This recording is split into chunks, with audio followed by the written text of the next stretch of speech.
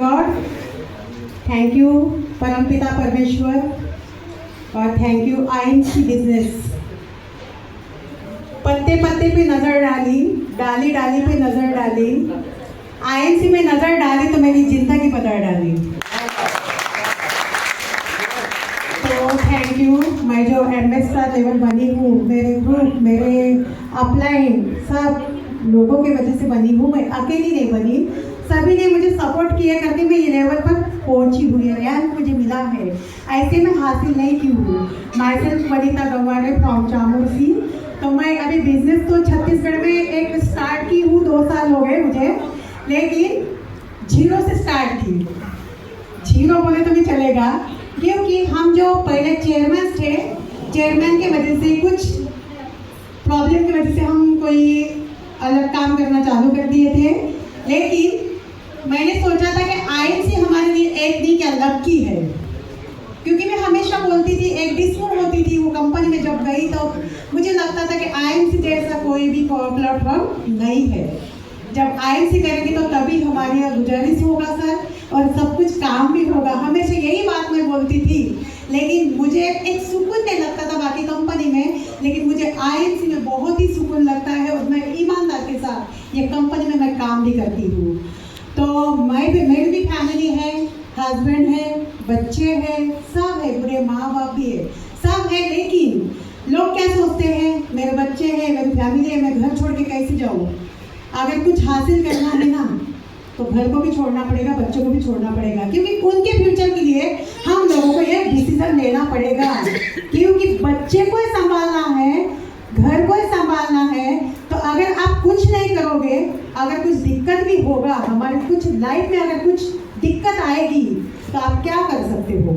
मेरे जिंदगी में यही एक दिक्कत आया था। जैसे मेरे पति को पैरालिसिस हुआ 2020 में, जैसे मैंने कार खरीदी 7वें दिन ही उनको लकवा मारा। पैरालिसिस होने के बाद एक तो टूट गई थी मैं, मैं तो टूटी नहीं थी, लेकिन एक लगा था मेरे ब्रेन में थोड़ा सा। सबको सिखाते हैं क्या, सबको स्माइल नहीं, कि हमारा ऐसे चलता है कि गलत काम पे थोड़ा ज़्यादा ये हो जाता है। तो मैंने हार मान ली थी कि मैं क्या करूँ क्या नहीं। अभी तो ये लॉकडाउन का बहुत ही कड़क लॉकडाउन, तो मैं बाहर भी नहीं जा सकूँगी, कुछ कर भी नहीं पाऊँगी। लेकिन मैं हार नहीं मानी थी, मैं बोली मैं कर सकती हूँ, आई कैन डू इट। ऐसे मैंने खुद को सोच ली थी। फिर मैंने बाहर जाना शुरू की, लेकिन ऐसी मेरी एक जर्नी है क्या, जहाँ से सब पुलिस लोग, सब लोग मुझे पहचानते हैं। कहीं पर भी मैं गाड़ी लेके जाती थी, पुलिस लोग तो इनके सब लोगों को अड़ाते थे, लेकिन मुझे नहीं। मुझे बोलते थे मैडम की गाड़ी है, मैडम को जाने दो, क्योंकि हेल्थ का काम करती है मैडम, सबको बचाने का काम करती है। जब इतने लॉकडाउन में, कोरोना के टाइम में लोग बच नहीं पा रहे, लेकिन मैडम जो तुलसी ड्रॉप वगैरह दे रही है, लोगों की जान बच रही है।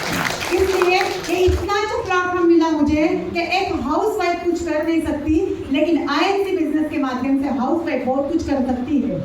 मेरा मैसेज है सभी लेडीज को कि लेडीज बहाना मत करना, बहाना खुद के लिए करना ही नहीं है। बहाना खुद के लिए करोगे तो कभी भी आगे नहीं बढ़ोगे। आगे बढ़ना है आपको तो बहानों को छोड़ दो। अभी मैं छत्तीसगढ़ में गई, छत्तीसगढ़ में जाने के बाद मेरी पहचान तो किसी के साथ नहीं थी, वहाँ तो बांग्ला और छत्तीसगढ़ी। मैं तो कभी जानती भी नहीं थी बांग्ला, लेकिन मैं अभी बोल भी पाती हूँ, मुझे पूरा लैंग्वेज भी समझ में आता है। मैं बांग्ला में भी बोलती हूँ लोगों के साथ। जो बूढ़े लोग हैं वो क्या बोलते हैं, हिंदी समझ में नहीं आती मैडम, तो उनके साथ मैं बांग्ला में बात करती हूँ, क्योंकि मुझे पूरा लैंग्वेज सीखने मिला और कुछ सीखने के लिए मिला ना जब मैं बाहर निकली। तो इसलिए घर को छोड़ना पड़ेगा, तभी लोग सीख पाएंगे और कुछ ना कुछ हासिल कर पाएंगे। तो मैं छत्तीसगढ़ में गई मेरी फैमिली को छोड़ के, लेकिन मैं 2 पेशेंट के लिए ऐसे गई थी मिलने के लिए। तो उन्होंने इतना रिजल्ट आया उनको, उन्होंने पूरा पब्लिसिटी कर दिया और बोले कि मैडम आपको यहाँ रुकना ही पड़ेगा एक रूम लेके। मैं कहा आप हर दिन कैसे आओगे, इतने दूर से कैसे आ पाओगे, क्योंकि महाराष्ट्र तो दूर है। मैं बोली ठीक है। फिर एक रूम ली मैं, रूम लेने के बाद वहाँ से बिजनेस को स्टार्ट की। हर जगह पर हर जगह पर जा जाके प्रोडक्ट का डेमोस्ट्रेशन बताना, यहाँ जाना वहाँ जाना। फिर देखिए ऐसे होते होते होते होते बिजनेस ग्रोथ होने लगा। फिर मैंने चेयरमैन निकाली, चेयरमैन की जगह फिर मेरी दीदी जो मिले हैं अपने रासमणी दीदी, उनके पास मैं गई। वो एमटी है, वो एनएफ सुपरवाइजर है पूरे मितानी लोगों की। मितानिन लोगों के सुपरवाइजर है वो। लेकिन उनके पास जाने के बाद उनको दीदी को मैं एक दिन बोली थी कि आपके पूरे मितानिन लोगों का मुझे कैंप होगा।